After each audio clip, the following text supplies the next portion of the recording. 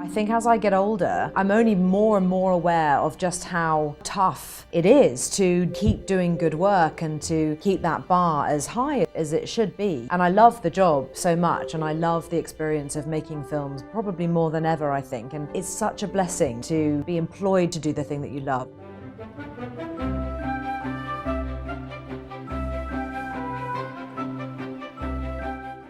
It's an interesting thing with actors, and I think with English actors, especially if they speak quite well, the conception is that that person is from a privileged background, has lots of classical training. I didn't grow up like that at all.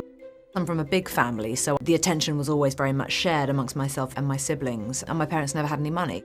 When I was younger, I always said that I would have been very interested in being a makeup artist. I just always loved painting faces. But I always knew that I wanted to act. I came from a place of real passion for playing characters and being on stage, performing, creating voices, creating costumes. And I had grown up with a very healthy attitude towards acting and the pursuit of acting, because lots of my family did it, but no one made a living from it at all. My dad was a Christmas tree seller and a postman, and he drove a delivery van, but he was also an actor. He was disabled as a result of an accident he had when I was 11 years old. And so his career, that was very much a jobbing actor, never took off, largely because of his disability. And on my mother's side, even though she never actually acted, her parents were both actors as well, and she had a brother who was an actor, so it was kind of around me. But I'm from a family of completely impoverished actors, struggling to keep their equity card because you have to have a certain number of days of work under your belt in order to be a member of the Actors Union in the UK, and I come from a long line of people who do it because they love it. So I always imagined that if I was lucky enough to get work, that I would still be doing all of these other things, waitressing, babysitting. That for me has always been the greatest godsend of all, because I didn't learn anything really from anyone in my family by watching them in a movie or necessarily seeing them in lots and lots of plays. I learned that getting an episode of a TV show and just playing a person who walked through and had 2 lines in the background, that was a job. And I never ever imagined that I would be in films.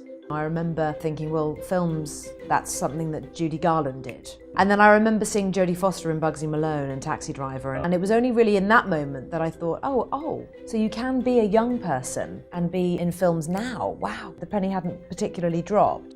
My older sister was making rumblings about also wanting to act as well. And it was always very much choosing a character and fighting over a costume and, making up plays and shows at home. A couple of years later, I was 10 and decided that I wanted to join this theatre school, and I went there. I left school at 15. I had part-time jobs working in candy stores and delis and did whatever I could to afford the train fare to get me to London to go on auditions. No one told us about this. No one ever tells us anything. But then, as someone once said, never listen to what people tell you, only what you tell yourself. Who said that? Marcy. Marcy. My neighbour. Your neighbour? My neighbour, Mrs. Polzinski. She had the oddest look on her face. As if she was scared. Oh, Mummy. Do you ever wish you were an orphan? Orphan? Actually, I think I'm a changeling. Do you think it would be frightfully rude if we just went for a walk? Let's sneak into the garden. I'll go first. I'll come and say goodnight when we get back. We'll be at Verdi's. Well, have a nice time. Tuck Philippa up in bed, would you, Martin? Oh, I'll do that, Mr. Howard. Have a nice evening. You too. Don't do anything I wouldn't do. Come on. Good night, Philippa. Oh, don't worry. They'll be back soon. I'm Suzanne. I'm Philippa Howard. Well, it's nice to meet you, Philippa. Susan, are you on? On what? No, I mean, have you started yet? Started what? Are you stupid or something? She's asking if Arsenal were playing at home. Well, I don't know. I hate football. Oh, God, don't you speak English? Have you got the painters and decorators in? Have Russia invaded the south, you know? What are you talking about? Susan, you're so village. We're asking if you started your periods. Oh, why have you? Yeah, of course. Me too. Yeah, I have then. I get really bad cramps. Oh, yeah, me too. I have to go to bed with a hot water bottle. Well, I have to take loads and loads of painkillers. Well, I have to be repeatedly knocked out with a slab of concrete till it's all over. God, that sounds bad. You should go to the doctor. I have. That's what he told me to do. I want to watch the other side. And if I was watching that, you'd want to watch this side. I suppose it's just a childish phase you're going through. I went and did a sitcom called Get Back with Ray Winston playing my father, which ran for 2 years. And in the middle of the 2 seasons, I got a part in a film called Heavenly Creatures.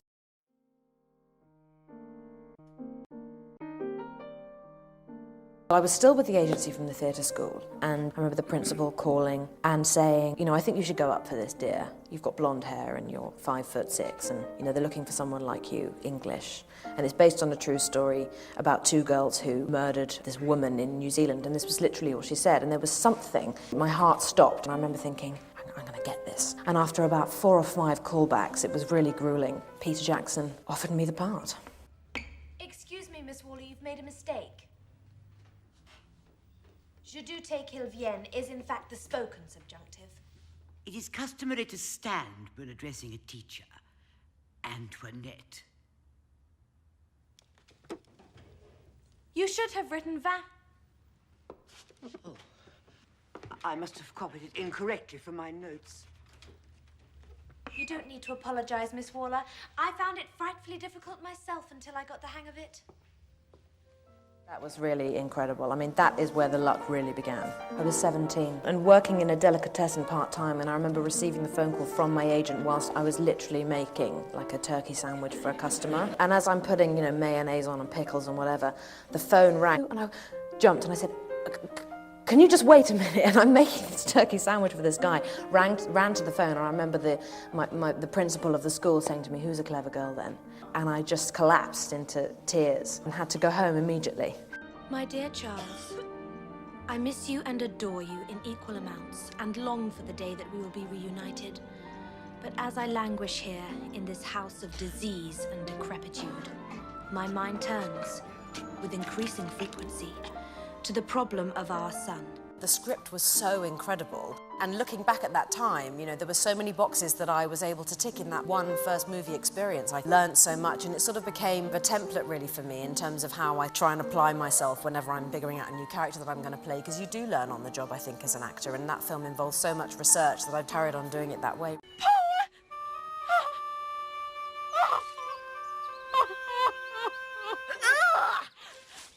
You've been eating onions! I'd read all the old newspaper articles about that story. I'd read the diaries. I'd written Peter Jackson a handwritten letter, and I'd sent it by post to New Zealand. I'd really love to be prepared. Is there anything I can read? And he showed me just recently he's actually kept the letter. So I'd done as much prep as I could, but nothing can prepare you, really, for what it feels like to go through that traumatic experience of playing a character who had really existed, committed a terrible crime, and to harbour those awful, awful feelings. And it's actually something that I still feel I'm not very good at, actually. I think when I finished working on a film, I'm not very good at deprogramming myself. So I sort of carry all this baggage of the character around with me for a little while until I figure out how to push it away. And I wish there was some education as to how you kind of deal with that.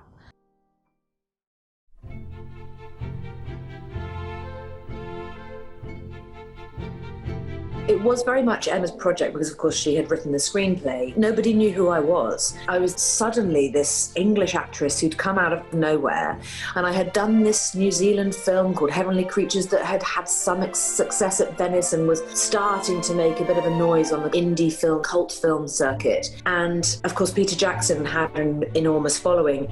Even in those days, he had quite a specific following. I had an English agent, and I then got an American agent from doing Heavenly Creatures, and I guess it was through the little bit of exposure that I had at the time with Heavenly Creatures that made them want to let me audition.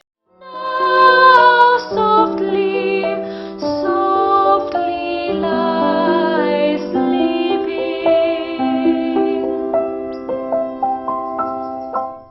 Actually, I tricked them. As an actor, you've got to take what you can, you know. What can you get for free? So in this situation, my American agent, Hilda, who I'm still with to this day, she said to me, now listen, Ang Lee wants you to go and read for Sense and Sensibility, but the role that they want you to read for is a character called Lucy Steele, but it's not the more interesting role. And the part that you're perfect for is Marianne Dashwood, okay? It's the sister. She said, I think they'd be worried about the age gap between yourself and Emma, because Emma's about 16 years older than me. So my agent said to me, listen, just learn the Lucy Steele scenes, but prepare 2 other scenes for the Marianne character and just go in there and just pretend you were given the wrong information. So I did. So I went in and I met with Lindsay Duran, the producer. That was the person I initially met with, and a casting director who I forget who that was actually. So I walked into the room very nervous. Auditions are nerve-wracking. So I sat down and Lindsay Duran was like, oh, so it's, very nice to meet you. And, I saw your movie, Heavenly Creatures. And I'm like, oh my God, I'm an actor that's in a movie and people are talking about it. And I was still very much in that stage. So do you like the script? And I went, well, the character of Marianne, I just felt such an immediate kinship with her. And I can see her thinking, oh shit, she's been given the wrong scenes. And I said, so would you like me to read? And she said, yeah, I think there's some confusion. I think, sure, of course. So I just went right in there with my Marianne Dashwood scenes. And then I flew home to London, and it was a couple of weeks later, and my agent phoned, they want you to go in and meet with Emma Thompson and Bang Lee. Oh my goodness. So then I knew this was a big deal, and I was so terrified, shaking, I thought I was going to be sick. No, Edward, listen. No voice divine the storm allayed, no light propitious shone. When snatched from all effectual aid, we perished each alone. Can you not feel his despair? Try again. We had the audition in an old church somewhere in North London. And I do remember feeling freezing cold, and Emma was there and she could not have been nicer to me. And she said, oh, underneath my jumper, I'm wearing a T-shirt actually that's quite similar to your blue top. So she took off her jumper and she said, yeah, she said, now our skin tone, we match a bit more. And I'll never forget her doing that because I thought it definitely relaxed me. And I'm sure that there was a part of her that was thinking, I'm going to get this young actress to relax. All the things that I know in myself, I'm now passing along doing too. And we read some scenes together and they sort of kept me waiting for probably about a month. And then I received a phone call to say that I had been given the part. Shall we continue tomorrow? No, for I must away. Away? Where? That I cannot tell you. It is a secret.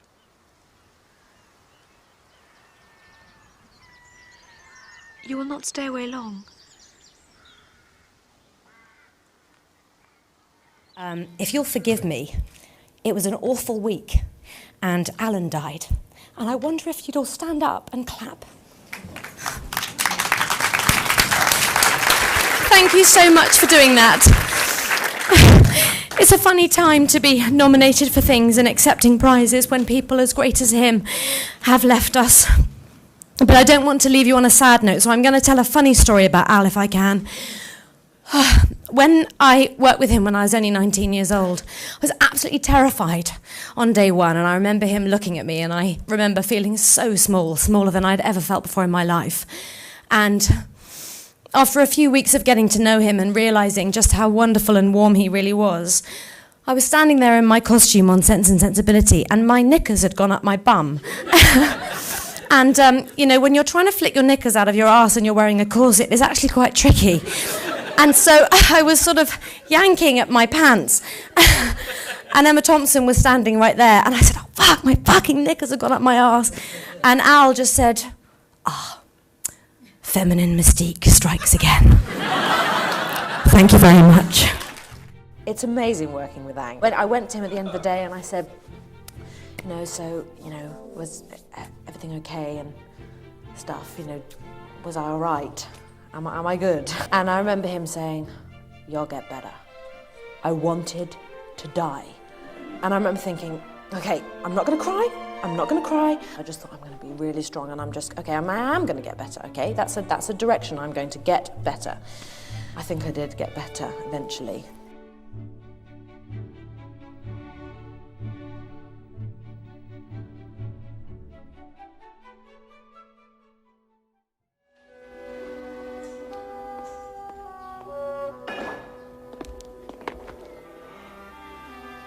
I'm so sorry about the Princess Katie. I missed you desperately. I came not for comfort. I came to say goodbye. Goodbye? Oh, dear sweet Kane. I have lost everyone I have ever loved. And now I have lost you. No. You have not lost me. No matter what we think, no matter how we feel, our lives are not our own. Well, then we will make them our own. Why have you wrapped them up? Because I don't want to give my landlady an unnecessary heart attack. You're being rather confrontational. No, I was just wondering why you bother to go to church at all. Because a part of me is still a superstitious backward country girl. You mean like me? I didn't know you were a girl. It's based on a woman yearning to break free and a man yearning to break free. Sue Brideshead was a tough woman with an incredible mind and yet very, very stubborn, and somehow that felt like me at the time as well. And I've always said that I think, just personally, that was one of the most wonderful filming experiences I've ever had. Because I was just 20, I had left home by that point, and it was just a really liberating experience for me, actually, that film was. I remember doing an interesting thing, actually, when I was preparing for that film, because I got to a certain point and I just thought, oh God, I can't read anymore. I can't read any more Hardy. I can't theorise about this anymore. And I just threw all the research material away and stopped writing things down, which I furiously do and still do to this day, you know, writing things in notebooks and so on. And I just remember thinking, God, I just have to leave a lot of this person to chance, actually, because I can't do it the way that it is in this book, because it was just so black. Beautiful.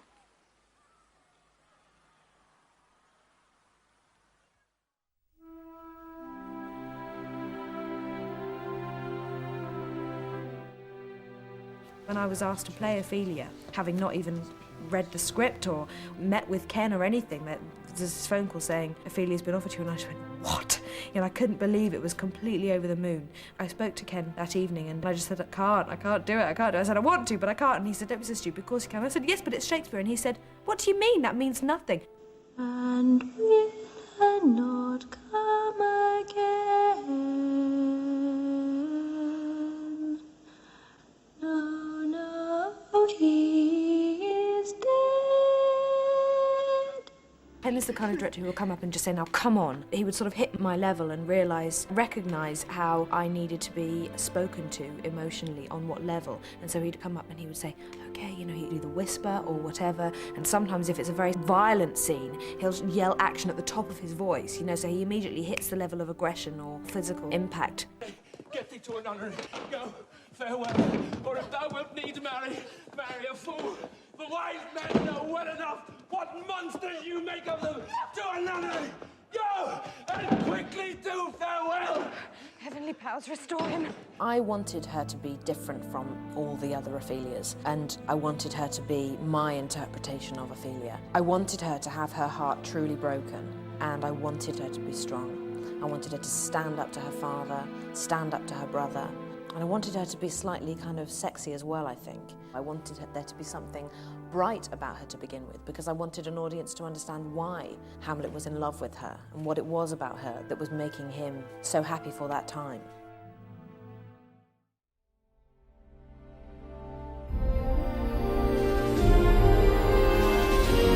It was a small film I did about a boat.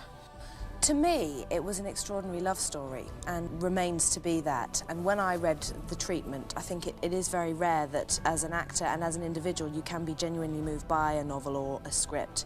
I was on an aeroplane when I read it and was just in floods of tears at the end. And A Treatment is very different to a script. It's more a sort of a precede version of what will eventually be said and has more description as opposed to dialogue. But nevertheless, floods of tears, and I thought, I've really got to do this. Rose is incredibly determined and very, very strong and brave, and I connected with a lot of that. It's not up to you to save me, Jack. You're right. Only you can do that. I met Jim before I'd read The Treatment and thought to myself, this is great. The determination that he had and the work that he'd already put into it at that point. He'd been already thinking about this film for a year and a half when I met him, and that was in December '95. I wouldn't let Jim off the hook. I mean, I remember endless telephone calls to him, sometimes when he was in his car, saying, just let me show you that I really feel that I can do this. And I think he sort of thought, no, this is a bit of a tough cookie. And I'd ring him up sometimes and pretend to be American, because I knew that I wanted him to overcome that hurdle as well. I didn't want anyone to be afraid of casting an English person in such a role. I'm flying!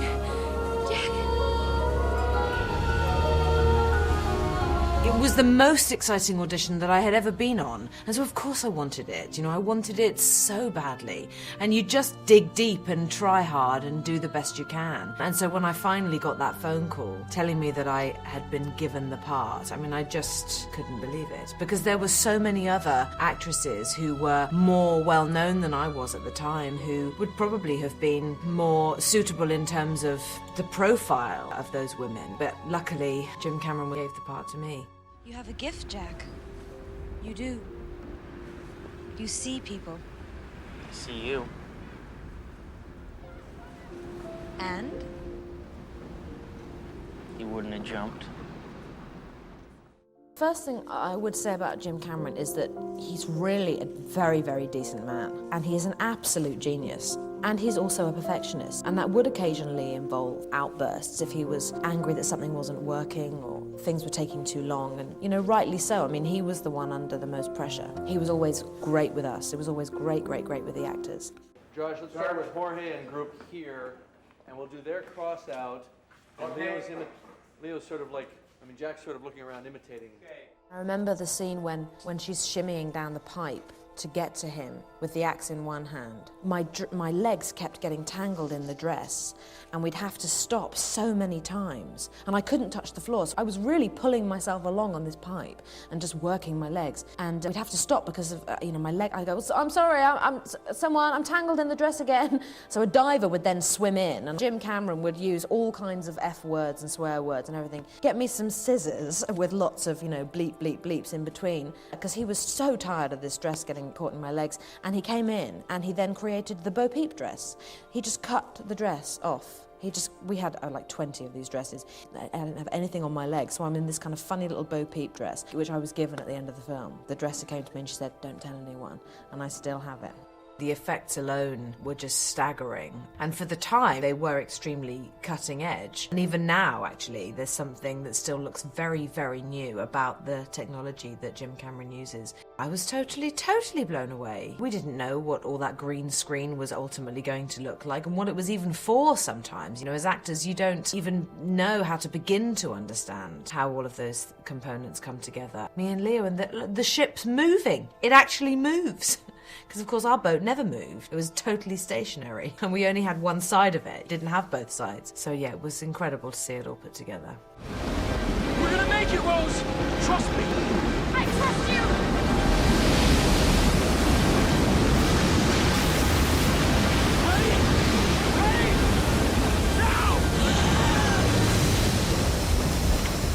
I would have so many bruises that the hair and makeup girls would come and say, oh, can we just photograph your arms?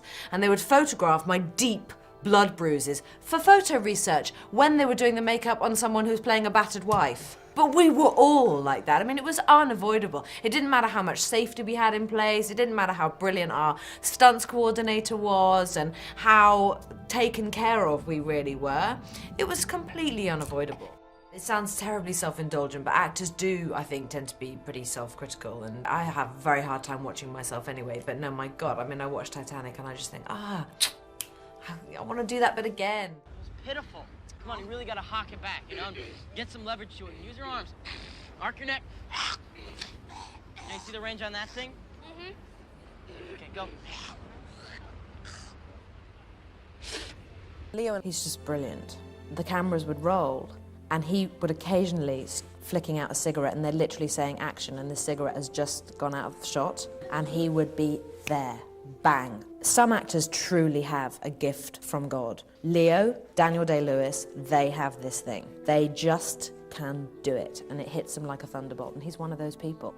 We got on very well right away. It was almost like, I suppose, a 7-month relationship. We knew each other so well. I mean, sometimes we were spending 17 hours a day completely together. And we just had a blast. We really had a very, very good time. And he is so funny, that boy. He's very, very funny. Which I think is something that people really don't know about Leo. He's highly amusing.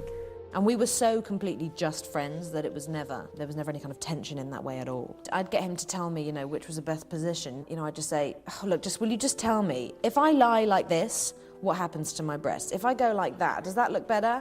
And eventually it just became like just another day's shooting. Jim Cameron did that sketch. Not only was it Jim's hand, but Jim did that drawing himself. Where to, miss? stars. It was just extraordinary every day, and I learned so much, and the team spirit actually that existed very much between the cast and the crew, all of us together, that was something that was very, very valuable and really kind of got us through it actually, because there were some wonderful people involved and we all really counted on each other for that support. We really had no idea what we were in. None of us could have had any idea what was going to happen with that film. And in terms of sort of psychologically, emotionally and all those things, in terms of stardom, I had no idea. I could not have been prepared for any of it.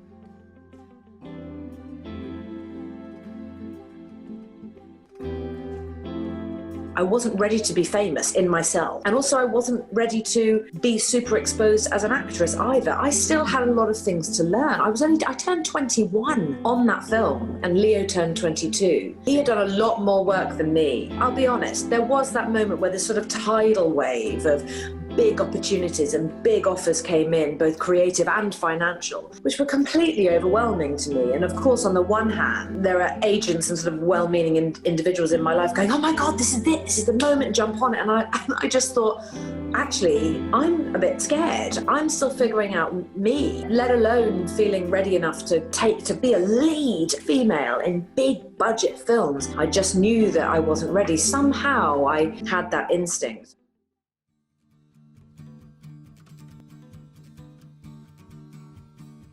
I was just very lucky at the time. I had some very, very good friends around me who would just say, you've got to make sure that you're doing what is making you happy. But at the same time, it was, of course, very difficult to be turning down gigantic films because I was so lucky to be asked to do them in the first place. And I hadn't auditioned for those.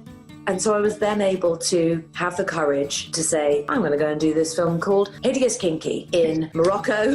And I had a real connection with that book and with that character. And I was the right age and that felt right to me. And I wanted to see the world. I was young. I knew I wanted to travel. And so there was a part of me that realized too that I was getting a kind of a 2 for the price of 1 experience. Oh my God, go to Marrakesh. Wow, God, amazing. But in this kind of protected way, being with a film crew and wonderful artists.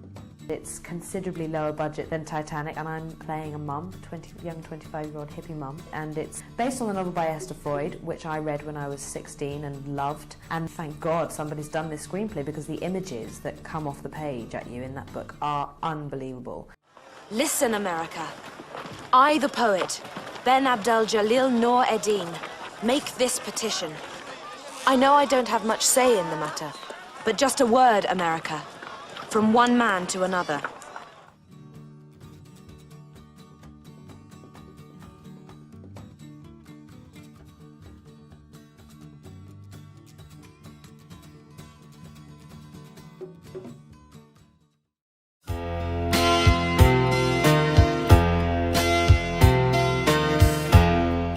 The film is about this young woman who leaves her Australian life and goes to India and falls in love with Baba, her guru. And her Australian family, who are very kooky and sort of Priscilla, Queen of the Deserty, are just convinced that she's been brainwashed and that she's gone completely mad. And she hasn't at all. She's just taking her spiritual experiments to the extreme. Eventually they get her home and they shove her in a hut with this deprogrammer, played by Harvey Keitel, PJ Waters, who is supposed to spend 3 days deprogramming her. And then the movie becomes about the power that she gains over him and how she completely ruins his life, basically.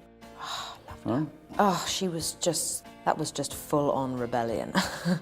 And I just loved that. I loved who she was. I loved the fact that she'd left her life and wanted new things. I loved the fact that she was experimenting in new things spiritually, because that was something that I have never really done myself, and it was just fascinating to me, and the way she stood by what she believed in. I just really, really loved her. Not all touch is desire.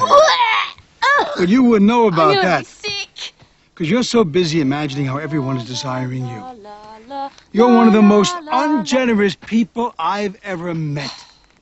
I don't think you could actually entwine with another person on account of your having to maybe give something back. You don't know that. No, and I don't want to. We made a contract which you broke. I don't have to honour a contract with the devil.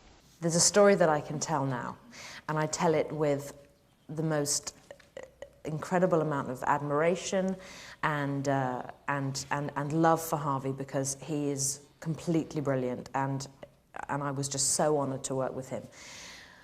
Harvey likes to improvise a lot, which was new for me. One day he came into work and he said, let's just try something. He turns to me and he goes, okay, just bear with me. I am a dog. And you are my owner. And I have been hit by a car and I'm dying. And you are helping me to die. And Jane Campion, by the way, who's the only other person in the room, is going, oh my God, that is fantastic. Okay, so, okay, let's get a bit of music. She runs over Enya, guys. Enya. And then, can I get on this stage and do this impersonation? Okay, I'm gonna go back and I'll show you what he did. I kid you not, I can't believe I'm telling this story. Harvey then goes, Enya's going, nam nam ning nong in the background, and I'm standing there like this. And Harvey goes, oh. I'm so sorry, Harvey. Oh, oh.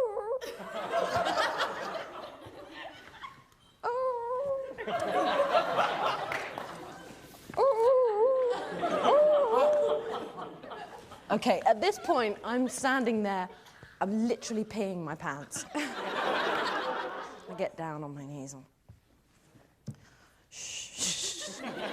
And I'm kind of laughing, going, shh, it's gonna be okay.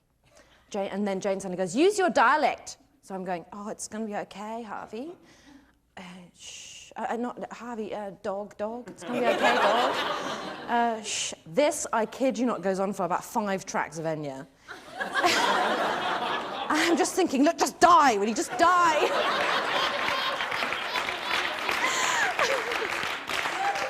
But still kind of battling with these kind of inner feelings of self-doubt and like, Kate, don't be sick, you're so cynical, you know, don't laugh at this. This is Harvey Keitel, for God's sake, you know, stop laughing, take this seriously. And I just couldn't. I'm going, oh, shh. Harvey's still going, dying. And then eventually, he just died. He went, like this. And then I sort of went, okay, so, I think he's dead, Jane. Got up, and Harvey stands up and dusts himself off and goes, that was interesting. That was interesting. And I went, yeah, it was. Can I just go to the bathroom? I left the room and I fell about laughing. I'm sorry, I had to tell that story. There's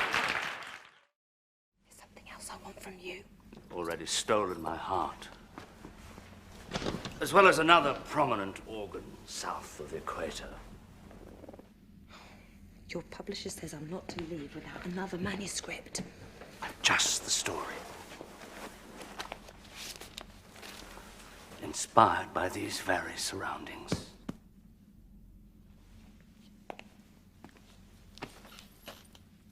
The unhappy tale of a virginal laundry lass. The darling of the lower wards where they entomb the criminally insane. Is it awfully violent? Most assuredly. Terribly erotic. Fiendishly so. But it comes with a price. A kiss for each page. Must I administer them directly, or might I blow them? The price, my coquette, is every bit as firm as I am. Oh, you. You talk the same as you write.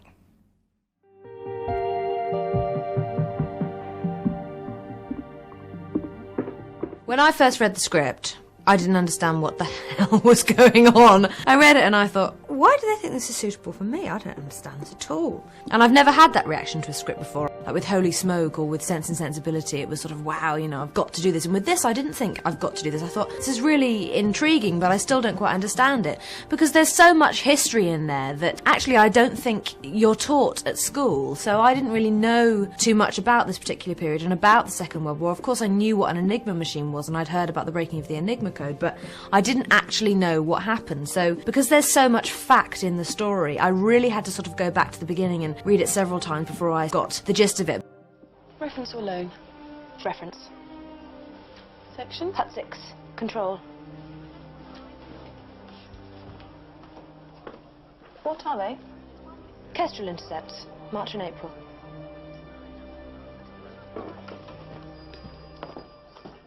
In Enigma, I play Hester Wallace. So she's a bit of a sort of boffin, really, and she's been employed to work at Bletchley Park. She works in Hut 6 and she's a blister, and that means a woman who makes lists of things, basically, without getting too technical, lots and lots of lists of codes as they come through.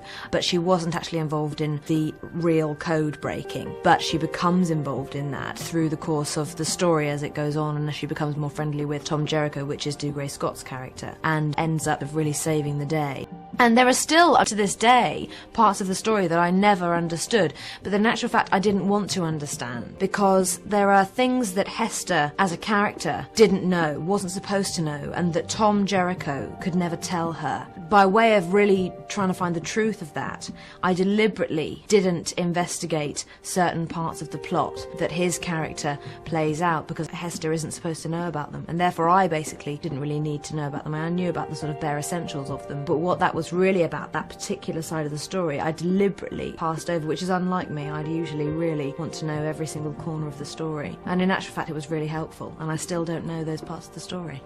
We had to recreate Bletchley, which we did at Chichley Hall, which was near North London. I was just stunned at how exactly the same it looked. I mean, it was as brilliant as the replica of Titanic was. Absolutely as fantastic as that. And the interiors, studio sets have just been really, really wonderful, and interiors of cottages and things like that. I mean, I'm always amazed by things like that, and I'm also amazed at the speed at which people can just remove walls and replace doors and take out entire windows, and it always really fascinates me.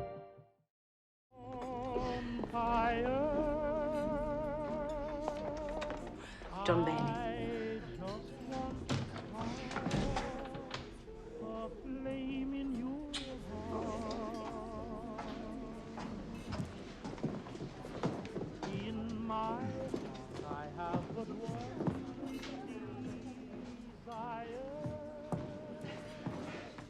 Seen her for ages. Oh, jolly good.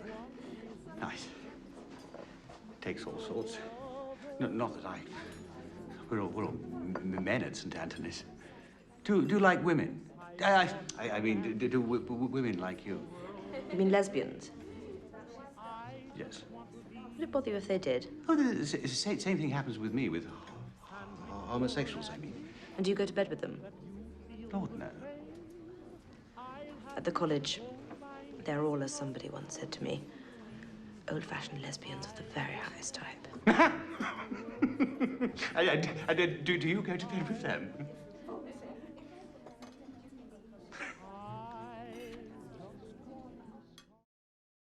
We start with you telling me what I'm doing here. No one who looks through that glass sees a person. They see a crime. I'm not David Gale. I'm a murderer and a rapist, 4 days shy of his execution. I have a hard story for you to tell, Miss Bloom. When you're an actress and you read something like this, you literally can't believe that you're lucky enough to have this material in front of you. And I read it at a time when I just had a baby, and she was about 4 months old, and I really hadn't been reading anything at all. I'd been completely consumed by this bundle of joy that had been given to me. And I read this script one day, and I just couldn't believe how clever it was. It was a very clever script, and to me it was always absolutely a thriller, and it had the right twists and turns and suspenseful things that you ask of and you want as an audience from any decent thriller. And the fact that it had a political undertone in this way just upped the ante and upped the intelligence level of the movie. What if Constance's murder was just a means of getting at Gale? Not only to get rid of him, but to make abolitionists look crazy. They make sure he sits 6 years on death row for a brutal rape and murder, then they let him die. Die knowing everyone will remember him with disgust.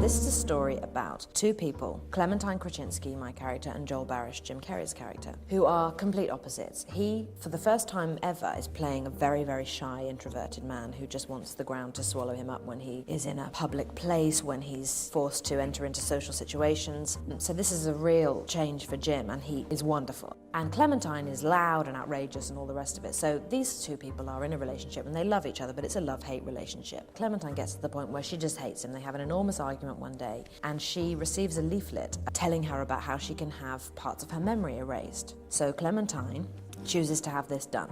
She has all memory of him erased from her mind, and when he realizes this some 2 or 3 days later, to spite her, he goes and does the same thing. And then the movie plays out in a series of extraordinary memories, some of them as they are being erased literally before your eyes, or as they're happening, and sometimes it runs in sequence and sometimes it doesn't.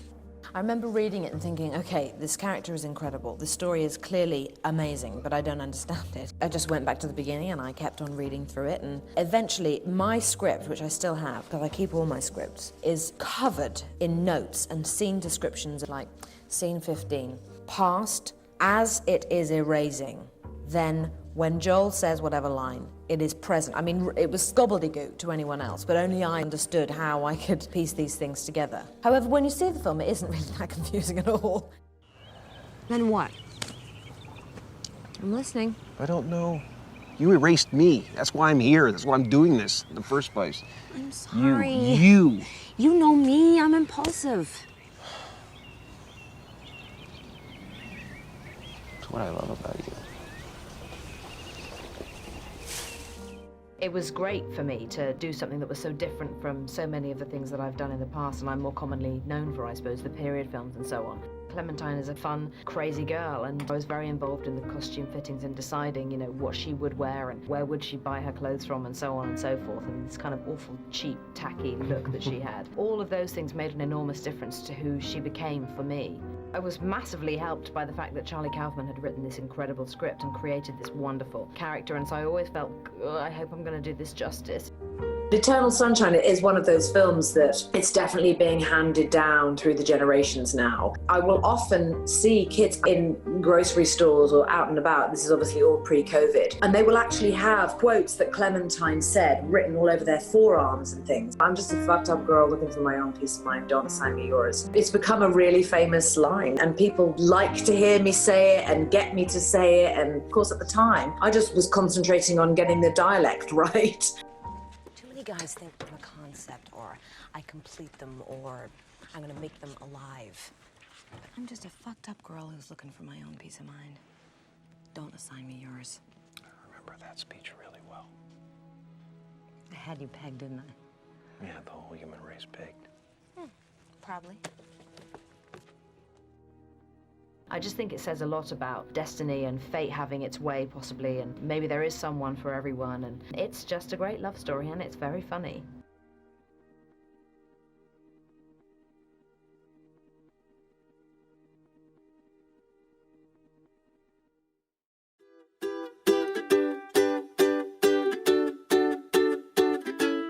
I really love the film, and I know when I saw it I was so surprised that I think I cried about 4 times. But at the same time, you know, I think there's a lot of fun in the film as well. You know, we all know about Peter Pan. I don't know a single person who hasn't heard of that story, that play, and it's sort of part of everyone the world over, it seems. And I think to be given an insight into the mind of the man who created that story and created that character based on these true events that he had encountered in his own life, it's fascinating, I think, to learn about where that all really came from and this kind of fantastical, crazy world that he occupied with Sylvia and the 4 boys. And it's very much a story about fantasy and the power of imagination and how important that is, actually. I think especially in the world that we live in today, you know, it's so much more about kind of computer games for kids as opposed to storybooks and, you know, nursery rhymes. And I think, you know, there's a child in all of us as well, and this film really touches on that. We all have to be so grown up and so strong and so brave these days that this is the film that lets all of that go, and it's quite liberating.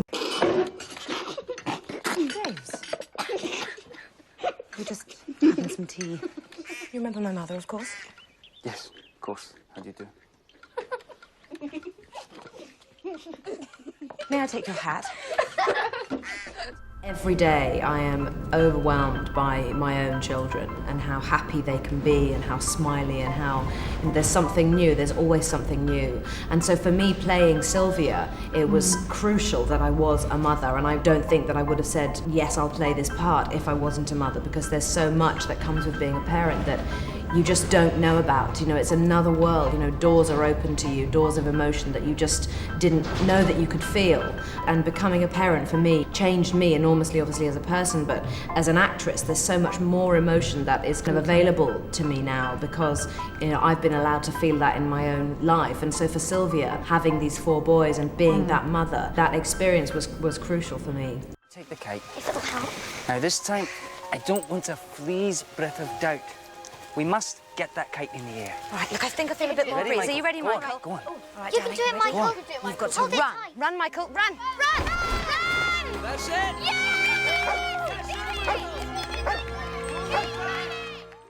Johnny's trailer was a crash, so Lily Rose and Mia would always sort of play during lunch breaks, and it also became a bit of a cinema for Johnny and I to indulge in our favourite pastime, which it turns out is watching back episodes of The Far Show, which we watch and laugh like idiots even though we've seen it 100 times before, and Johnny's trailer was the place to be. Garter belts, crotchless pantyhose, foot bloomers, that's what I sell. To rich tan bored housewives who take the fat from their arse cheeks and inject it into the lips. If you're going to kiss someone's arse, then you should know that that's what you're kissing. Personally, I think kissing's sexier than shagging, but you're sucking on chicken fat there. Not that their husbands mind, you know, they're out buying big homes, buying paintings, going to the fucking opera, taking one up the bum for the Queen while the missus are out sticking their fannies in my face. Does my bum look big in this? Can you see my cellulite? What they need, these women, is a good old-fashioned horse fuck. They can buy all the new panties they want, but they get stained, don't they? Stained panties, part of life, no matter how hard you wipe. I think you're dead sexy. Not at first, then one day I looked up and I saw you working with your shirt off and your gut out. That's a man, I said to myself. A real man. Someone to take me down the pub for a pint. You're way too old for me, but I figure you only go around once in life.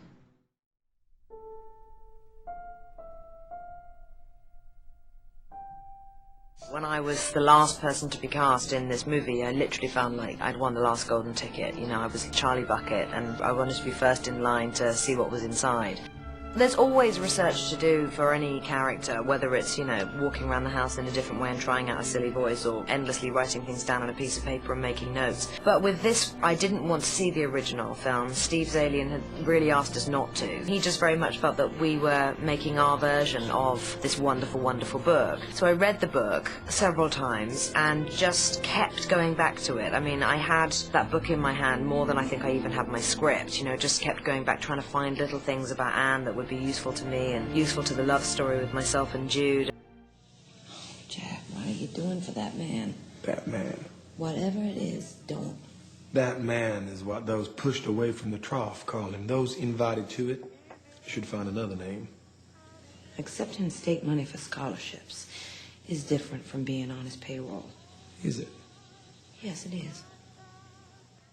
The atmosphere on a set is very much dictated by the actors and the director, and in this situation, you know, Steve Zalian is a very, very relaxed, very brilliant man, and he was always really encouraging of anything that any of us had to say.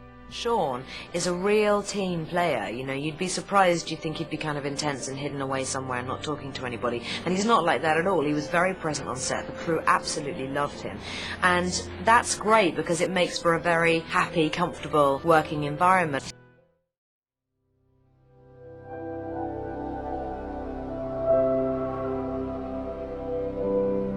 About people who are lonely and trapped and stifled and looking for something more, and the journeys that they all go on.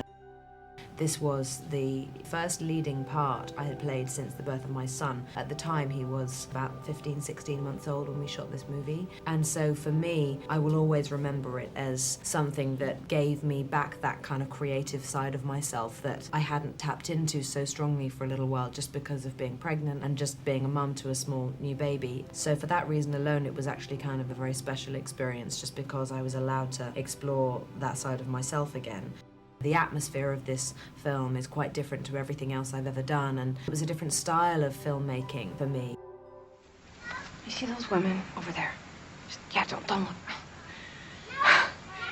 You know what they call you? What? The prom king. Really? Yeah, they mean it as a compliment. You're a big character in their fantasy lives. Wow. So one of them bet me $5 I couldn't get your phone number. $5, huh? Yeah. When I first read the script, I was so overwhelmed by the power of the story and how brilliantly written it was, and the fact that Todd Field was going to direct this piece and that he was asking me to play this part. But at the same time, there was a part of me that thought, oh my God, how am I gonna play this part? This is a contemporary American woman who I really feel seems like somebody you could bump into on the street in a playground. And also, you know, she was a mother, and as much as I didn't necessarily respect her as a parent, it was exciting for me to be involved in the challenge of playing that type of a part, just because it's so far away from my own world. And to me, this script was just very, very real and very honest about the human condition, about people, about relationships, what happens in relationships when they go wrong, when people are unhappy in a marriage. You should be castrated. Quick and clean, just chop it off. Then you wouldn't have to worry about notifying the neighbors. You know what else you should do? Nail his penis above the entrance to the elementary school. You know, as a warning to other perverts. You think this is funny? I just can't believe you want to castrate a man for indecent exposure. The love scenes, you know. I remember when we did All the King's Men, I turned to Jude and I said, okay, you know what? I'm never doing this again. Because it's just, I can't. I've had 2 kids, you know, there's a limit to how many times you can get away with this stuff.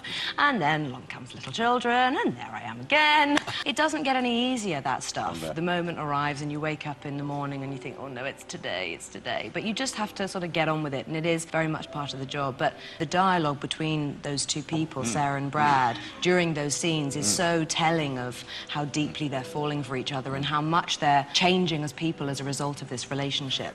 Smiling politely to mask a familiar feeling of desperation, Sarah reminded herself to think like an anthropologist. She was a researcher studying the behavior of typical suburban women. They weren't organic? She was not a typical suburban woman herself. I don't necessarily think there's a strong moral behind this story. I don't think that all movies do have a moral within them, but it certainly made me feel very, very grateful not to be these lost people. It made me very much appreciate my own life, I think. If an audience walks away from having seen this movie and they're trying to figure out what is going to happen after the movie has ended, then basically that's great, because it means they were so immersed in these characters that they wanted a little bit more of what was happening. And to me, that's everything. When I finally saw the film in the summer, I sat back and had a really nice moment. I thought, God, I'm really proud to be in this. And you don't always have the kind of courage to admit that to yourself. I didn't want to watch it with my husband because it sort of meant so much to me, and I think I was just nervous to sort of see if I was any good in it or not. And I said, look, babe, I'm going to have to just go on my own. He was like, absolutely, you know, of course. And then he saw it a little while after, and he came and he cried. He said, you have so many secrets, and I'm incredibly proud. You know, nothing matters to me than what the people I love and what they think. And I don't read reviews because, to me, that's a distorted opinion, which is, you know, often a very nice one. But what matters to me really is what my mum and dad and my husband think.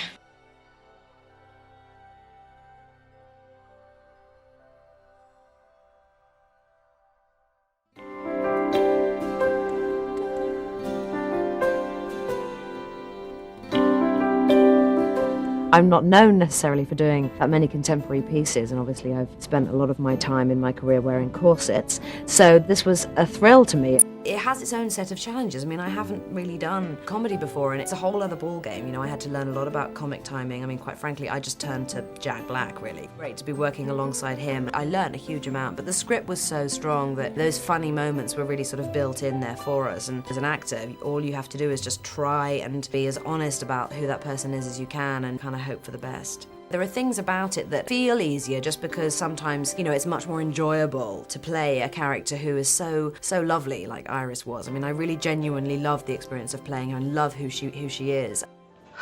You're so right. You're supposed to be the leading lady of your own life, for God's sake. Arthur, I've been going to a therapist for 3 years, and she's never explained anything to me that well. That was brilliant. Brutal, but brilliant. I've had so much fun playing her because whilst she is a strong woman, it's nice to find myself saying that she's not just strong. I've always been drawn to these characters in the past that have a mission or are deeply challenging in terms of acting. And whilst this has been a challenge, it's been for different reasons because she does have a very, very weak side and a very vulnerable, naive side when it comes to love.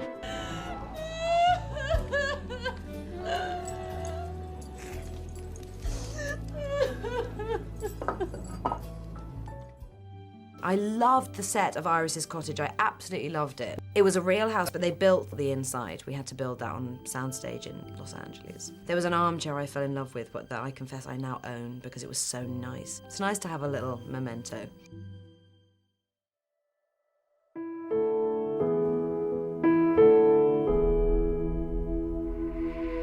They're a young, 30-something, slightly glamorous married couple who move from Manhattan into the suburbs at the point that they get married and have children. And what they come to realize throughout the course of the story is that they're quietly unhappy with their life. When they first met, they were somewhat bohemian in a way, and so I think that April in particular had expected a little more adventure in life, a little more possibility than the limited possibilities that she is experiencing living in Revolutionary Road. We're just like everyone else. Look at us. We've bought into the same ridiculous delusion. This idea that you have to resign from life and settle down the moment you have children. The screenplay rhythmically was constructed, I felt, very, very cleverly, that as an audience member, on the one hand you understand April, you sympathize with April, and you see how Frank is having an affair with his secretary, he's really not answering a lot of April's questions, he's not committing to this idea of Paris in as full a way as she is, and so on and so forth, and then 5 minutes later, April is screaming at Frank and telling him to be more of a man than the man that he's trying to be, and the sympathy swings again, and you're suddenly feeling sorry for Frank. It wasn't really our job, I think, to have an audience sympathize with Frank and April. We could have them understand these characters and we could hope that they would connect with them on an emotional level in some way. April. April. April! April!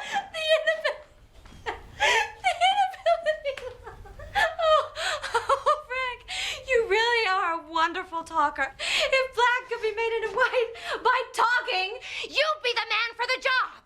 So now I'm crazy because I don't love you, right? Is that the point? No, wrong! You're not crazy, and you do love me. That's the point, April. But I don't. I hate you. You were just some boy who made me laugh at a party once, and now I loathe the sight of you. In fact, if you come any closer, if you touch me or anything, I think I'll scream. Oh, come on, stop this, April.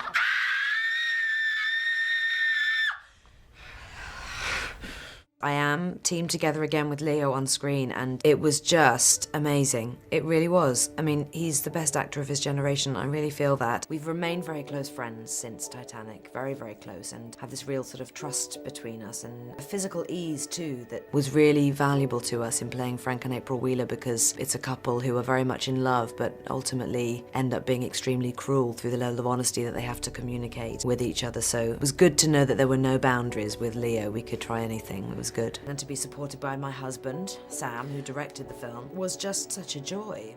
Walking into the set and thinking, okay, you know, my husband's over there directing this scene and everybody's okay with that. I did have a little moment of, oh, that's definitely a bit weird right there. Okay, so what's gonna happen next? They were fine with it, and I just had to get over my feelings of trepidation, and Sam was brilliant. If he did feel awkward about it, he did a very good job of hiding it. He really did. You know, I remember him yelling from the next room, grab her thigh, really grab her thigh. Okay, that's not strange at all. Okay. If being crazy means living life as if it matters, then I don't care if we're completely insane.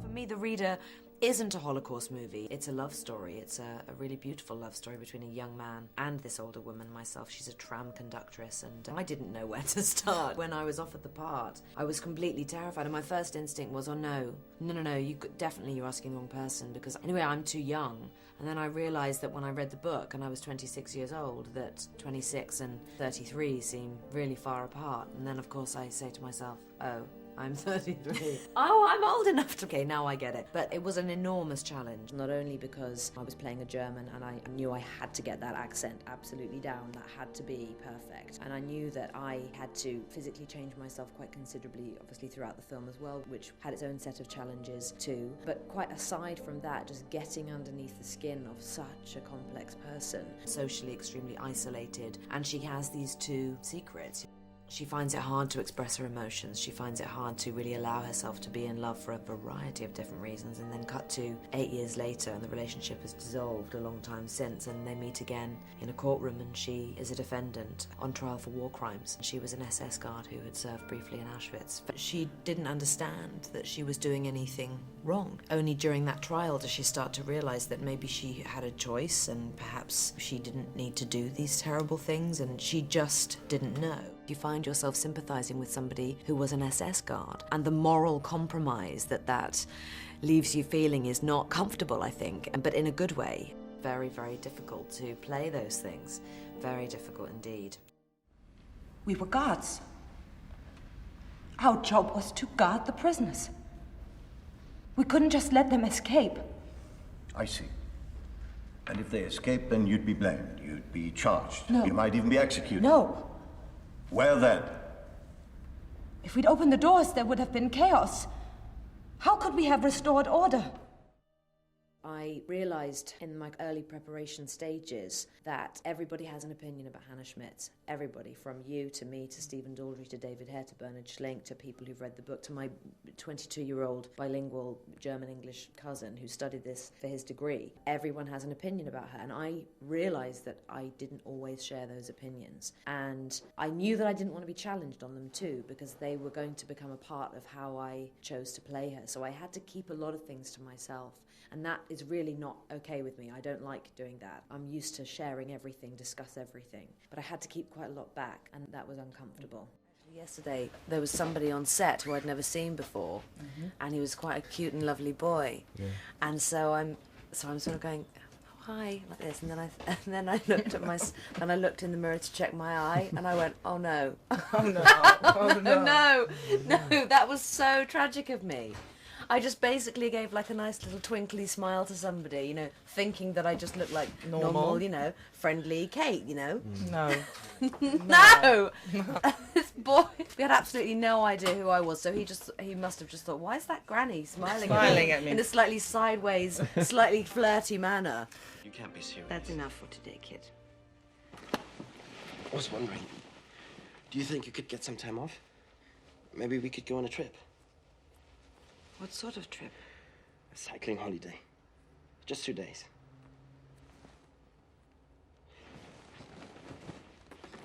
I've got a guidebook. I've worked out the route. Look. What do you think? I think you like planning, don't you? I kept feeling for David, I'm really happy that it's me that's here with him, because I so understood how he felt, because I've been in exactly that position. I did my first love scene when I was 18 years old and terrified, and he's 18, and same thing. I wasn't nervous for myself because I'm used to that kind of thing now, and also I really loved all of those scenes and I thought they were so important to the story. But I knew that I had to just make sure he was okay, and that was done with just literally talking, you know. This is what's going to happen now, and this is how many people's going to be in the room. This is where your bathrobe's going to be, and when they call cut, I'm going to chuck your bathrobe over you, and then I'll grab mine second, you know. It's like that thing on an airplane where it says, assist the person next to you first, and then apply your own oxygen tank. It was like that. It was like, don't worry, darling. You'll get your oxygen first. We filmed in Germany, and for the most part my children were with me, and we were in Berlin and Cologne and the Czech Republic and having these wonderful adventures, and they're very adaptable and really enjoy travel. I'm very lucky to be in a position where I can turn to the producers and say, listen guys, I've never been away from my kids before, how are you going to help me? Because I can't be going away for, and actually it was 9 weeks. So what they did was, I went for 2 weeks by myself, and then my children and Sam came and joined for 2 weeks, and then there was a month hiatus. And then I had another 5 weeks of shooting, and my children were with me the whole time. So I was actually only away from them for 2 weeks. But nevertheless, it was hard to not be the person making the packed lunches every day and so on.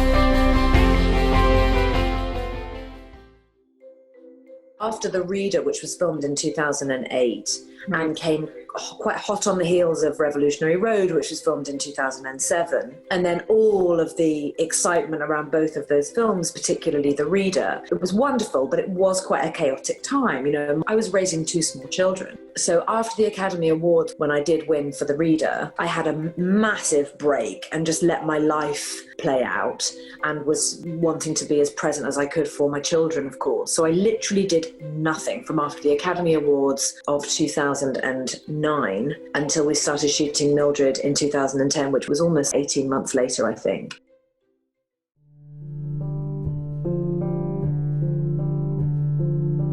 I was such a huge fan of Todd's. He actually came to my apartment in New York where I was living at the time, and he brought episode 2 and 3 and a box of red velvet cupcakes. We sat down together, talked about Mildred, ate the cakes, and then he left and I read episodes 2 and 3 and realised there was literally no way that I could say no to another cupcake from Todd Haynes. Mildred was just such a rich, extraordinary character to play, and the emotional journey that she goes on. And it was the first time I played a mother with having challenges with a daughter, that mother-daughter conflict. I wasn't at that point in any way, shape or form with my own daughter, who was nearly 10 at the time. I hadn't gone through any of that, so I was just having a lovely time, taking her to the park and, you know, painting her nails and baking, basically. That was our little life. And so it was fascinating to me to accept that I was actually of an age where I could play a mother who had a daughter who went from age dot right the way through to older Vida age of 18, I think she is.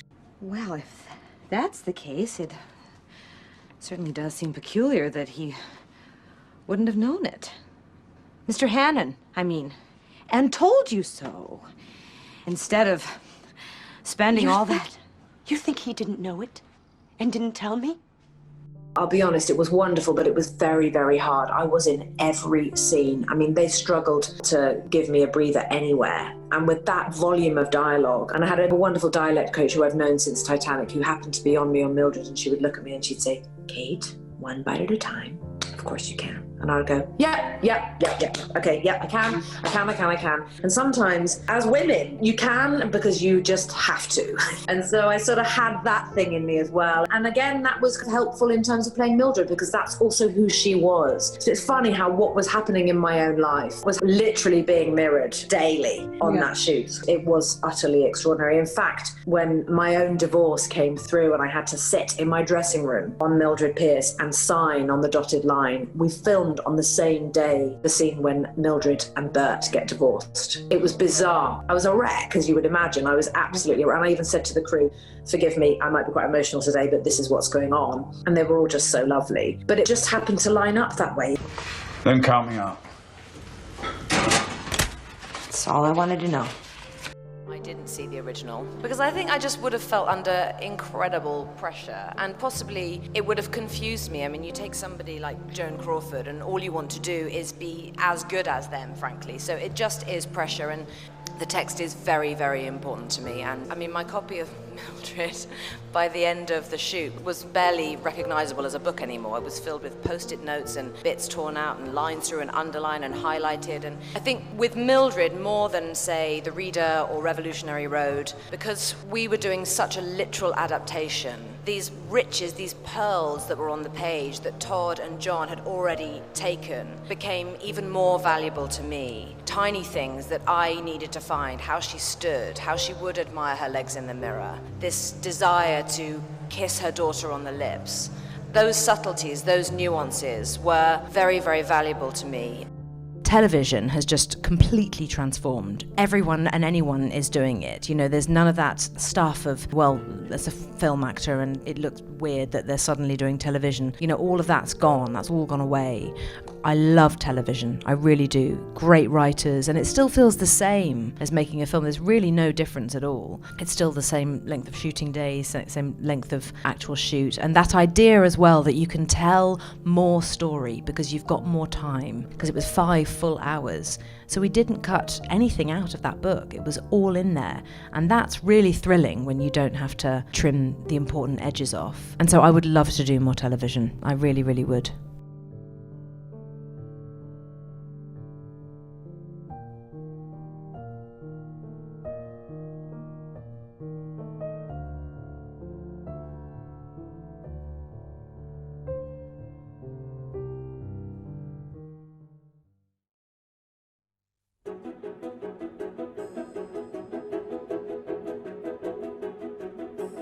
The situation at the beginning is that Nancy and Alan Cowan have a son, Zachary. He is 11, and Penelope and Michael Longstreet have a son, Ethan, who is also 11, and the two boys have had a fight in the playground, and my son has hit their son with a stick and broken 2 of his teeth. So Nancy and Alan, my character and Christoph's character, we have been invited to the Longstreet's house to just try and talk this through. But everyone approaches it with a very different opinion, and all hell breaks loose. And before you know it, it becomes nothing to do with the boys and their fight, but entirely to do with these 2 different marriages and the cracks that lie between them. None of us could have counted on this thing that Roman did, which was to have us all learn the script from start to finish, the entire movie script, like a play, and we staged the whole thing. And I was personally really thrilled that we did that, because it means that when we get onto the set, we all know exactly what our physical positions are. And not only is that helpful to us in terms of where we're at within the story, but it's helpful to Roman because he can structure how he's going to shoot it. This job it's such a gift, but when it becomes even more of a challenge than you could ever have anticipated it might be, it's just so fun to have to rise to that challenge, you know, and to be with these actors who, you know, John and Jodie and Christoph, who are so accomplished and so brilliant at what they do, to feel the desire to all hold hands and match each other's ability. It's really wonderful. We come over here to work things out with them, and they insult us, they browbeat us, they lecture us about being good citizens of the planet. I am glad our son kicked the shit out of your son, and I wiped my ass with your human rights. Wow! I was actually dreading this monologue that Nancy gives, which is extremely erratic and all over the place, and she's at her most drunk. And having been also vomiting previously for the majority of the story up until this point, it is difficult to do that stuff. There's nothing worse than bad drunk acting. God help us. But it was a really fun morning. I think the biggest challenge of all for me was making sure that my character really did go on a significant and noticeable emotional journey in the space of 1.5 hours. I mean, we all do. I think the fact that it was extremely claustrophobic and we had to keep everything alive for, you know, 1.5 hours of screen time, 4 people in one room, that was very, very difficult. What the hell are we doing here? I hope you're kidding. Brilliantly written into the screenplay is this sense of no one taking responsibility, no one atoning for anything, no one apologizing. Acknowledging the fact that it's a satire, yes, that's important to do, but you can't play these moments and try and make them funny. You have to play the sincerity of the moment or the lunacy of the moment, just how ridiculous the entire situation is. Sometimes it's funny in and of itself. It's about knowing when to do something that might actually be amusing on camera, or when to just rely on the circumstances to be the thing that is humorous. I feel like I'm gonna vomit again. Where's that bucket? What we need to determine is this. For every person who gets sick, how many other people are they likely to infect? So, for seasonal flu, that's usually about 1. Smallpox, on the other hand, it's over 3. Now, before we had a vaccine, polio spread at a rate between 4 and 6. Now, we call that number the R naught. R stands for the reproductive rate of the virus. Any ideas what that might be for this? How fast it multiplies depends on a variety of factors. The incubation period, how long a person is contagious. Sometimes people can be contagious without even having symptoms. We need to know that too. And we need to know how big the population of people susceptible to the virus might be.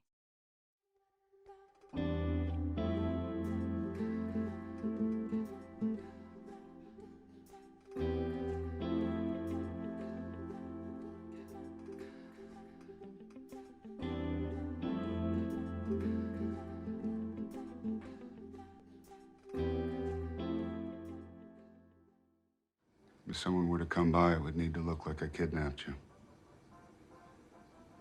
That's why I'm gonna have to tie you up. It's about keeping up appearances. I think you understand what I mean. Who are you gonna do? Only you. Henry here knows he doesn't want anything to happen to his mother, right, Henry?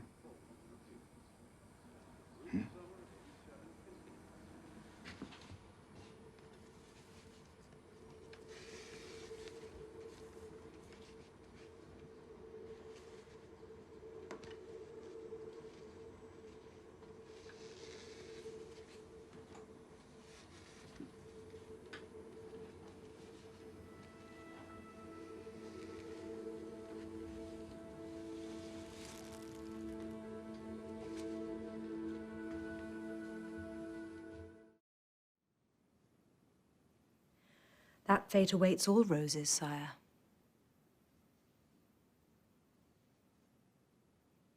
Continue, madame. All roses are open to the elements, Your Majesty. They bud, bloom, and fade. Is that so, madame? The rose grows entirely unaware, changing naturally from one state to another, and although the elements may treat her cruelly, she knows nothing of it, and continues to her end without judgment on her beauty. Alas, it is not the same for us. If such a rose could speak, what would she say? Yes, I am here.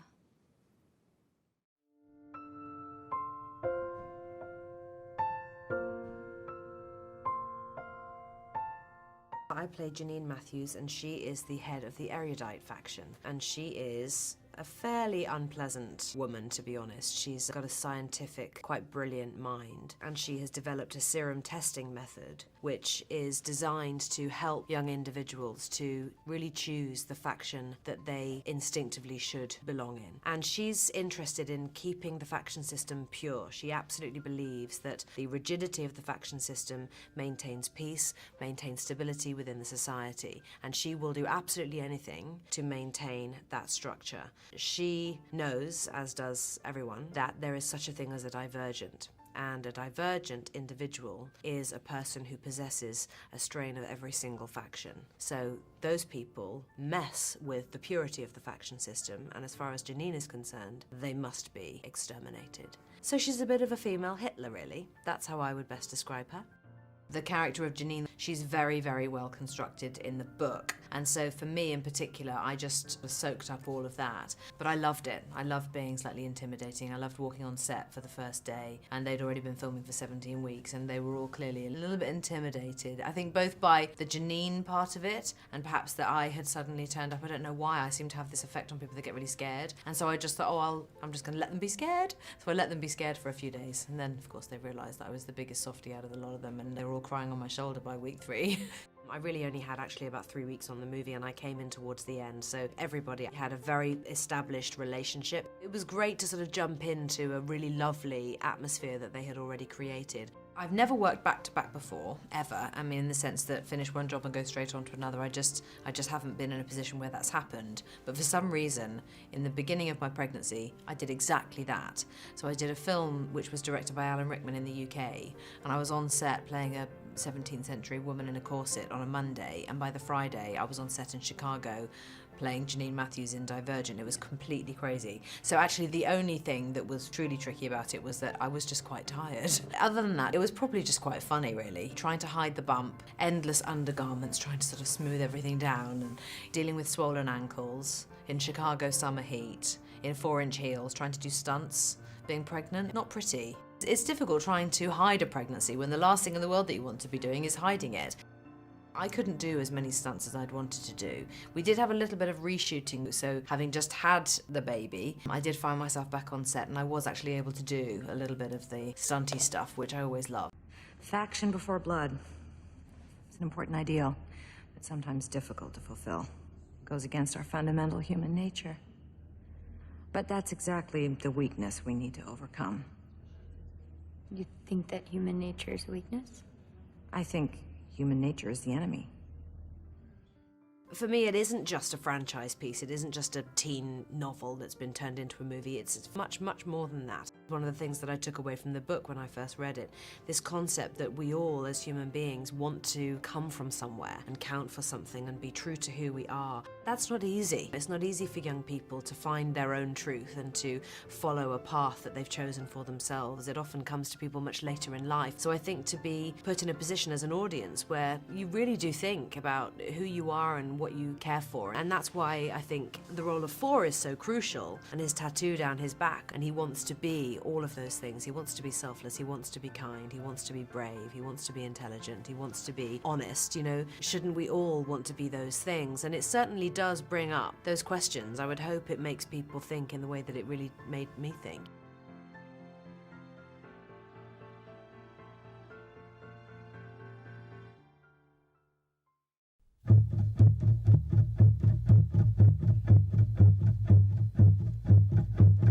When you hear that a film is being made that is 180 pages long with very few actors in it, written in 3 acts by Aaron Sorkin, being directed by Danny Boyle with Michael Fassbender playing the lead, you do everything you can to get yourself cast in that movie. I was very excited by, quite honestly, I think the whole package of what it was. I knew the writing was going to be incredible. I knew that it would be thrilling to work with Danny, who I'd never worked with before. The idea of standing in the same room with Michael Fassbender was enough to make me want to faint, let alone work with him. And also I was intrigued by the notion that this wasn't a biopic, and it really isn't. It doesn't focus on his illness. It really only features one member of his family, his daughter Lisa, and it covers 3 specific periods in his life, covering the launch of 3 different products during his working life. The film is written in 3 acts, really like a play, and each act is pretty much 45 minutes thereabouts of continuous real-time backstage prior to the moment of the launch of a new product. So it's a very heightened pressure cooker type atmosphere that is created by the intensity of the writing and the pace at which the story is being told. It's just very cleverly done because as an audience member, you feel a part of it, you feel present, you feel that you're backstage with those people, you feel as excited and nervous as they are to walk on that stage and launch this product. I'm begging you to manage expectations out there. I'm fanning We're expectations. not going to sell 1 million in the first 90 days. Everyone is waiting for the Mac. Maybe. But what happens when they find out that for $24.95 there's nothing you can do with it? I knew it would be very unusual, and to play a woman who I'd never heard of, and actually most people will never have heard of Joanna until this film comes out, but she really was like his work wife and very influential in terms of how he functioned as a person, how he dealt with the people around him day to day. She really made him toe the line and helped him in a way to be the best version of himself that he could be in terms of personal relations. The one thing I will say that set Joanna and Steve's relationship apart from all his other working relationships was that she didn't need anything from him. And I would say that the majority of the people working with him, they needed something from Steve, whether it was that paycheck or whether it was to work their way higher up the ladder, to learn from him, to gain from his success, to ride on his coattails, whatever it was. Joanna genuinely didn't need any of those things. And it's quite remarkable how I think that changes the central dynamic of their relationship, because she could just be utterly honest with him. She never felt threatened by him. She never felt that her job was in jeopardy. She just wanted for him to be the best version of himself as a person, as a man, and as a father that he could possibly be. And that, I think, is what makes their relationship feel very warm and quite profound, actually. She could have tried. She's supposed to stop her mother, that particular mother, from living. She gave wherever Kazan the her hell blessing to sell the house, and she did it despite me. I don't care if she put a pipe bomb in the water heater. You're going to fix it now. She's been acting weird for months. She's turned on me. Fix it. What the? Fix it, Steve. Take it easy. Fix it, or I quit. How about that? I quit and you never see me again. How about that? I really do mean this. I have never seen an actor conduct themselves in a more professional way than Michael did. And no fuss. He just knuckled down. He had his own strange system of how he went about things. He didn't particularly want help after hours with running lines. I would often say to him, listen, I'm happy to meet up. We could just run a bunch of dialogue. And no, it's okay. He would just do it his own way. I'll never forget that profound moment, actually. We all came into the rehearsal room having filmed Acts 1 and 2 to start rehearsals for Act 3, and we had a cold table read. Everyone sat around the table, and every single actor, myself included, had our scripts in front of us. Michael didn't even get his out of his bag. And it was only because he knew all his lines, and he wanted to prove to himself that he'd nailed it. Yes, it's about Steve Jobs, but it's also about how we all now live our lives because of that brilliant man. And one can't help but feel tremendous admiration for Steve. Also a certain degree of gratitude as well that he was as brilliant as he was, because he has enforced how we communicate today. And if used correctly, there's something just brilliant about that.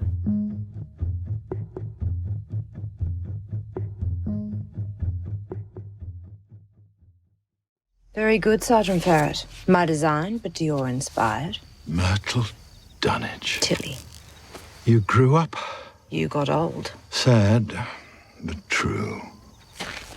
What have I done this time? Fine leather can be irreparably damaged by moisture and mildew. Tilly. How's my mother? Molly doesn't get out much these days. Did anyone know you were coming? They'll know soon enough.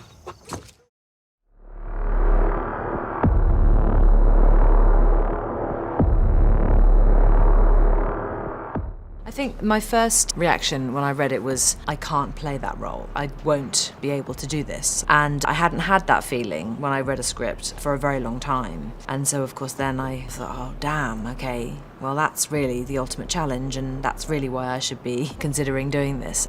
Playing a truly brutal, horrible, horrific human being isn't something that I have done before, and playing a Russian-Israeli mafia boss, basically. I mean, she's the matriarch of a Russian criminal family, and she's running her husband's operation whilst he is in prison, and she's a very, very powerful individual. I suppose I just hadn't imagined that I would be asked to play a role like that in my lifetime, so it was a particularly exciting opportunity for me.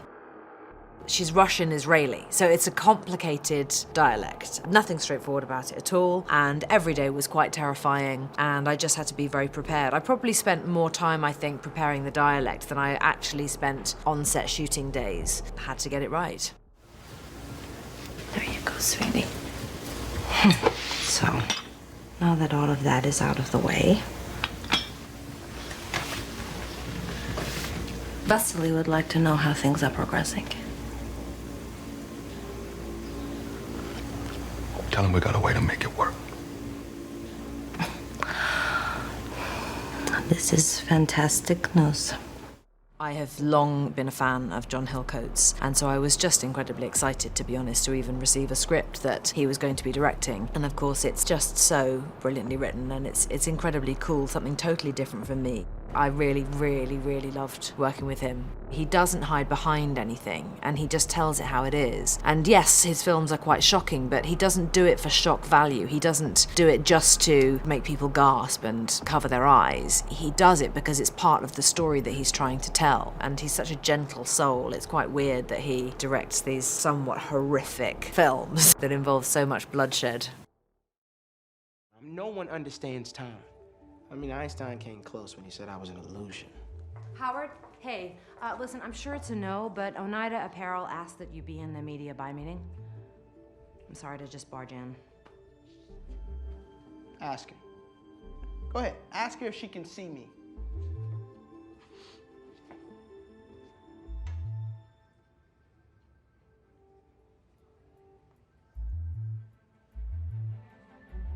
I'm not going to be in the meeting. Mm-hmm. Well, they insisted I ask. I mean, they're probably gonna fire us, so. Okay. Awesome. Yes. See you later. Your phone. We should check it.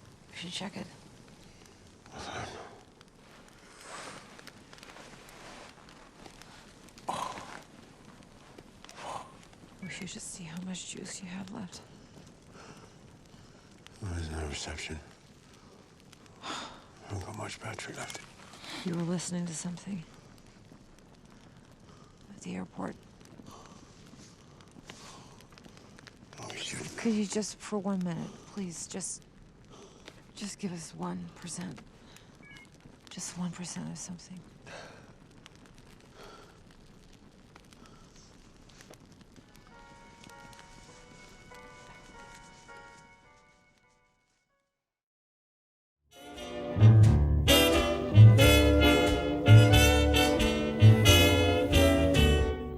My agent phoned and said, okay, Woody Allen wants to talk to you.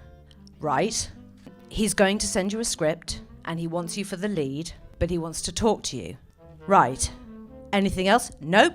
She didn't know anything else. So I immediately went into this state of panic, but incredible excitement and fear and trepidation and anticipation and all of those things that you would feel if someone told you that Woody Allen was about to phone you up. I had to wait for the phone to ring, which it did. Hello? Woody on the end of the phone. Oh, hi, this is Kate. Hello. He said these extraordinary things. He said, well, I have a script that I wrote and I very much thought of you. And, you're probably going to hate it. If you don't want to do it, you can just go on and have a more fulfilling life. And I think you should have a read and, you're probably going to hate it. Said it again. It goes on like this. Of course, with a kid, that's not an option. Besides, you would have dived in and ruined my dramatic finale. So Ginny is, well, she's nothing like me. When a character isn't anything like you, that's the exact reason why you should think, oh, well, maybe I should give it a go because that's what acting is. But she felt so far out of my grasp. A lot of confusion with her and this living a life that is so full of sort of not shattered dreams, but proper mistakes that really made a difference to the course of her life. And as she throws it all away at the possible chance or the hope of something new somewhere else, but it's an impossible, ungraspable fantasy. And to play a woman like that, who also drinks and shouts and has a son who lights fires, I just thought to myself, well, I just don't know where to begin. The choice of dialect that I did for her. I absolutely could have been that girl. I could have spoken like that, and I could have laid it on thick, and I could have done that thing that we've seen done before. And I just didn't want to do it. I wanted to find another way of making her a whole and proper person that I had never seen before, let alone played before. There's this thing that is apparently known about Woody Allen, which is that he doesn't rehearse and that he really doesn't talk to the actors much. Both of those things are not true. He absolutely rehearses. We would go in the morning and we would get hair and makeup camera ready, all of us, all the cast. And then Woody would arrive and then he could see his actors. He never saw me without my full costume and wig on. Never, not once on the whole shoot. And I actually wanted it to be that way, so it was great. So then we would all go onto the set and we would absolutely rehearse the living daylights out of the scene. So it could be a 14-page scene. and the entire thing would be incredibly choreographed. And also there would be problem areas, so suddenly he might cut a piece of dialogue and we would all go away while he thought about that, then we'd come back and he'd say, actually it wasn't so bad, I just trimmed a little here and there. But then there were other days when actually he would slash an entire scene in half. There was a scene with Justin and myself in these Chinese gardens, and we were rehearsing the scene, and we're in the middle of the rehearsal, and Woody just sort of started shuffling off. And we were still acting. We're like, Woody, oh, you're still talking? Isn't it done? We're like, no, Woody, there's like a whole 3.5 pages of your scene that you wrote. Oh, this is too long. You're still talking? Oh no, we gotta go to lunch. I gotta fix this. And then he slashed this scene in half, which gave me a full-on heart attack. Justin Timberlake, no heart attack at all, because he has this memory for dialogue that is absolutely infuriating. But Woody would do things like that. Because he's a musician, he's unbelievable with rhythm. So when a scene is too long, that's why he's just like, no, we've got to stop. This is not. He can feel it. I have something to tell you. 2 things to tell. Oh my God. When we were shooting that scene, this is really true. Woody got up out of his chair and he does this thing where he just sort of shuffles and he was like, oh, stop. I'm like, oh my God, he's gonna die. And I said, what's the matter? He said, it's just too actressy. Luckily, I cracked up laughing. I said, did you actually just say that? He was like, well, it was. I said, well, okay. Is that a piece of direction? He said, well, no, I know. Would you like me to show you how I would do it? At which point, Kate Winslet says, yes, definitely. And then Woody would do it. And I would just sort of just want him to do it so I could watch him doing the scene.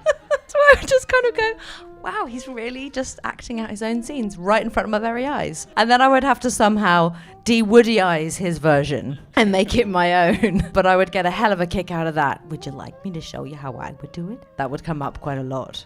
There's a scene in the movie where my character Ginny gives Justin's character Mickey a pocket watch, and it's a very, very difficult scene. I think it's probably one of the hardest scenes I've ever had to grapple with. And I went to Woody at the beginning of that day and I said, okay, I just really need you to help me today.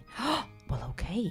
Is anything the matter? And I'd say, no, it's just the scene, Woody. It's just a very difficult scene and I really don't want to fuck it up. I just want to get it right. And he said, okay, well, I'll be there for you. And then he really would be. He really, really would be. I was surprised by that, actually, because I had been told that he was quite awkward with actors, which he is. But when prodded, yeah. Given what? It's too much to spend on me. You shouldn't be getting me jewelry. Why not? Is it too meaningful? Oh, Christ. You inscribed it. Yeah, read it. Look. We have to have a talk. One thing that I've always tried to do is not to notice too much the specifics of what the cinematographer is actually doing with the light, because it can make you a bit self-conscious. And you think, oh, well, why is he lighting me from down there or up there? Or what's, I just would rather not think about it and just totally trust. And of course, it's Vittorio Storaro. But I was definitely aware of walking onto the set when he had done his lighting for the day, because it would all be established and then we'd go. And every day I would walk in and go, oh my God, it's beautiful in here. I haven't done many films that have been quite as immersive like that. Maybe The Reader was like that, I think, perhaps, and Little Children was a bit like that, just because it was a difficult story. But that proper, just completely round the clock, and I would sleep in these sort of hour-long bursts, and I would wake up and go, is it now? Is it now? Is it now? No, it's not now. Partly excitement about going to work and shooting these great scenes, but also partly fear, also, just terror that I'd missed the alarm. My hands would hurt in the night, and I'd think, why are my hands hurting? And then I'd fall asleep, and then I'd wake up again, is it now? Is it now? And I'd realise I was clenching my fists, and I was sleeping with these clenched fists. I've never done that before. It was very weird. I don't do it now, but I did do it then. When getting ready for Wonder Wheel, anyone who could read became a script reading buddy. My son Joe, I remember being on a paddleboard with him, and he would say, right, Mum, scene 52, Mickey and Ginny under the boardwalk, go! And he had done it with me so many times that he had memorized it as well. So it became a sort of a total family experience, actually, this film in particular.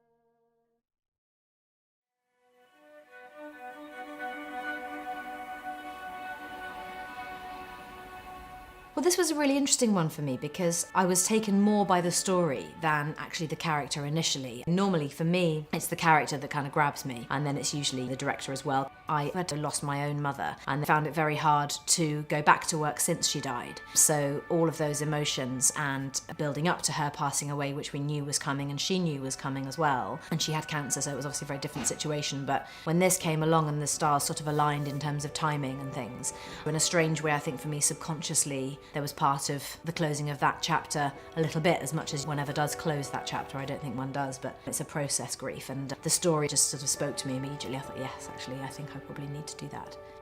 I play the character of Jennifer, and Jennifer is the oldest sister of two sisters in this family. And the film is really about a family who come together for a weekend to spend some happy time together before they all leave on Sunday evening. And they know that when they leave on the Sunday night, the mother is going to take her own life because she has a degenerative neurological disorder called ALS, and she doesn't want to live her life as a person who's being fed through a tube and can't speak and can't do anything for herself. And so this is really a story about how a family deal with those very extreme emotions, how they cope, and they obviously all cope in extremely different ways. And as a family, they're not dysfunctional, but they're like any other family. You know, they don't see each other all the time. They have issues with one another from time to time, and actually through the course of the weekend that they spend together, because of this very sad thing that is about to happen, they actually all work through stuff and become a lot closer.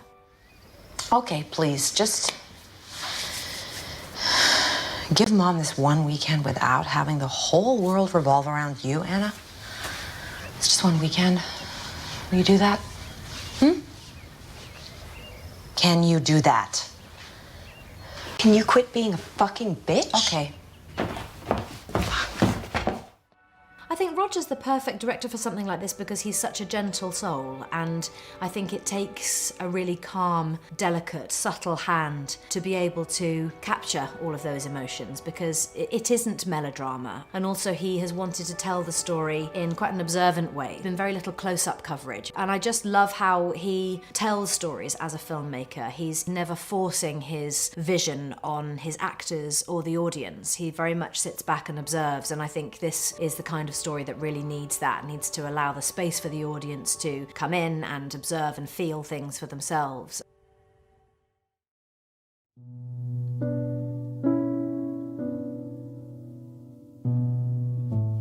Mary Anning, her world was tough. She existed in a patriarchal society where that level of oppression was absolutely systemic, and she was a brilliant, unrealized human being. If it weren't for Mary, there are scientific things that we know about dinosaurs that we would never otherwise know. I mean, she discovered coprolites, which is fossilized dinosaur feces, and it's because of Mary Anning that we were able to identify what dinosaurs ate. And you know, Mary lived in a world where her findings and her skill and her brilliant brain was literally taken from her or bought from her, to take that woman's story and to give it the place in the way of film. I just admired Francis and his decision to do that. Francis is a filmmaker who doesn't want to gloss over anything of reality in order to tell a story. That raw, sometimes quite bleak, hard environment that Francis sets his characters in. Francis himself would say, that's what life is like for most people. Truly, it was seeing God's own country. Because I knew the script of Ammonite was being sent, that made me feel, my God, I have to work with that director. Those little black flecks, they're scales. I'll polish it very nice. Thank you. But what is it? Fossilized feces. Pardon? Yes, Mr. Murchison. Shit.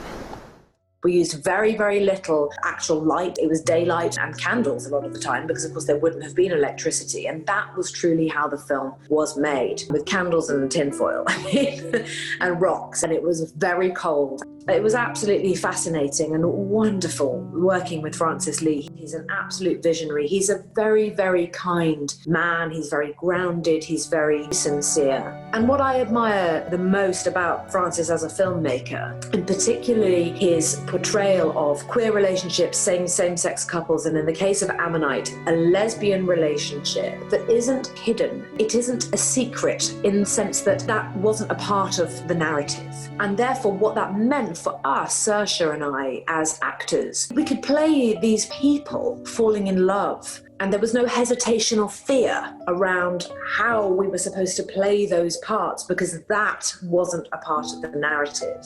One of the things I appreciated when I saw Ammonite, I've only seen it once, and I look older. I'm getting older. I mean, I'm 45 years old. To see that embraced and enhanced, actually, in fact, on film and for this part was just so wonderful for me. You know, it's very, very easy with an English period film for them to just put a layer of soft fuzziness over everything, and we had none of that.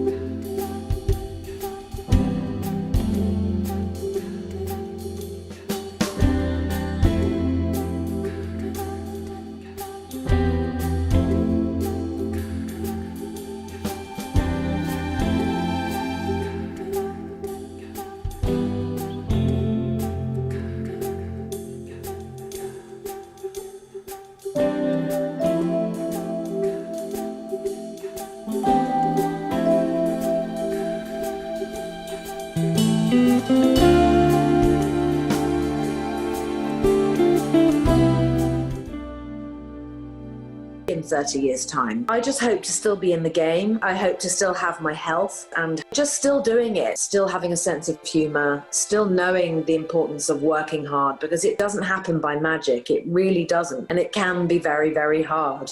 And I just hope I still feel those same things. The love for it, the challenge of it, the fear of it. I hope I still feel those things in 30 years' time. To making it count.